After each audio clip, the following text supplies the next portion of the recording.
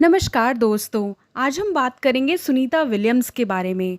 Sunita Williams और Wilmore Buch जून के पहले हफ्ते में 8 दिनों के लिए इंटरनेशनल स्पेस स्टेशन गए थे, लेकिन बोइंग स्टार लाइनर में तकनीकी दिक्कत आने की वजह से दोनों को 150 से ज़्यादा दिन वहां रुकना पड़ रहा है।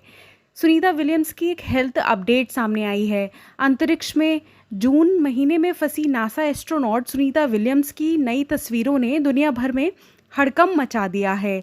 तस्वीरों में दिखाई दे रहा है कि उनका वजन काफ़ी कम हो गया है।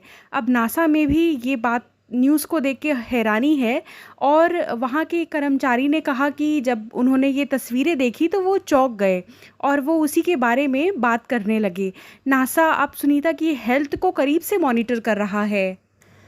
जानने वाली बात यह है कि अगले साल फरवरी में ही दोनों अंतरिक्ष यात्री धरती पर वापस आ सकेंगे।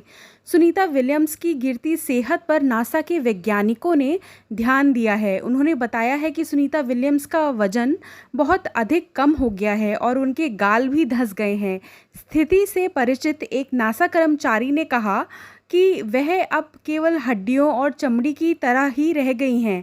पोस्ट के अनुसार उन्होंने कहा, अब उनकी प्राथमिकता उनके वजन को स्थिर करना है और उम्मीद है कि इस स्थिति में बदलाव आएगा।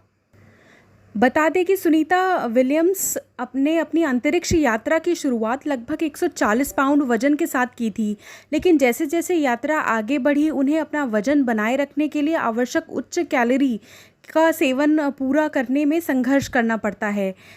नासा ने के कर्मचारी ने बताया कि उन्हें अपनी वर्तमान वजन बनाए रखने के लिए प्रतिदिन लगभग 3500 से 4000 कैलोरी खानी पड़ती है और जब आप कैलोरी में पीछे छूटने लगते हैं तो आपका वजन तेज़ी से घटने लगता है। कर्मचारी ने आगे बताया कि समस्या और भी बदतर हो जाती क्योंकि अंतरिक्ष यात्रियों को अंतरिक्ष में अपनी मांसपेशियों और हड्डियों को मजबूत रखने के लिए हर दिन 2 घंटे के समय तक की एक कसरत करनी पड़ती है, जिससे अतिरिक्त कैलोरी जो होती है वो खर्च हो जाती है।